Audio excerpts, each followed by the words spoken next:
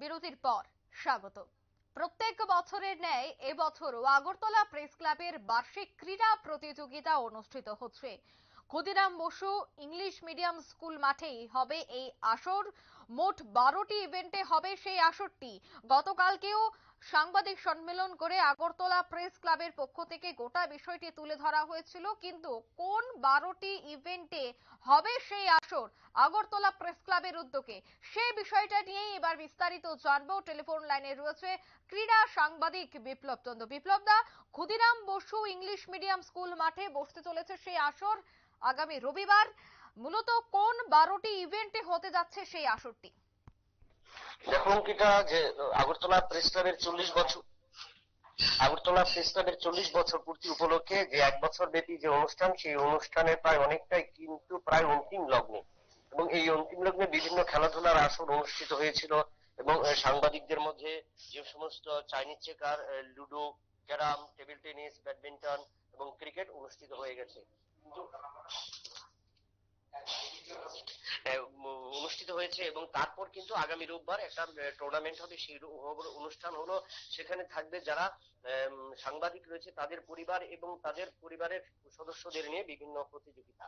এবং সেই সমস্ত প্রতিযোগিতার মূলক এবং যে বাচ্চাদের বিভিন্ন খেলাগুলো থাকবে, চকলেট দৌড়, বিস্কিট দৌড়, বিভিন্ন জাম্প, তারপর স্পট জাম্প, তারপরে রিলে দৌড়, এই সমস্ত ইভেন্ট গুলো হবে। মোট বিভিন্ন বিষয় নিয়ে বা প্লাস মেয়েদের মিউজিক্যাল চেয়ার এবং চামচ বল এবং যে সমস্ত গ্রামীণ ঘরোয়া খেলাগুলো থাকে, সেই সমস্ত খেলাগুলোকে নিয়ে অনুষ্ঠিত হবে।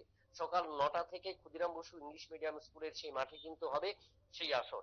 এবং সেই আসরকে সার্বিকভাবে সফল করার জন্য ইতিমধ্যে কিন্তু আগরতলা প্রেস ক্লাবের পক্ষ থেকে প্রত্যেক সাংবাদিক এবং তাদের পরিবার পরিজনদের আহ্বান জানানো হয়েছে। মূলত একটাই লক্ষ্য, যে এবছর যেহেতু আগরতলা প্রেস ক্লাব তার 40 বছর পূর্তি অনুষ্ঠান করতে যাচ্ছে, এবং তাকে কিন্তু এই 1 বছর ব্যাপী অনুষ্ঠানের অঙ্গ হিসেবেই ওই সমস্ত ইভেন্ট গুলো অনুষ্ঠিত হবে। এবং সেখানে পুরুষ, মহিলা এবং ছেলে এবং মেয়েদের এবং বাচ্চাদেরও কিন্তু বিভিন্ন আসরগুলো থাকছে।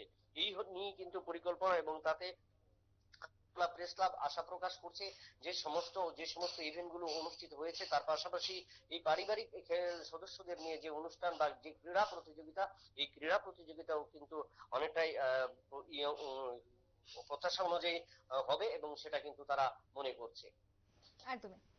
মূলত কোন কোন খেলা থাকতে পারে সেই প্রতিযোগিতায়, সেই বিষয়টা কি জানা গেছে?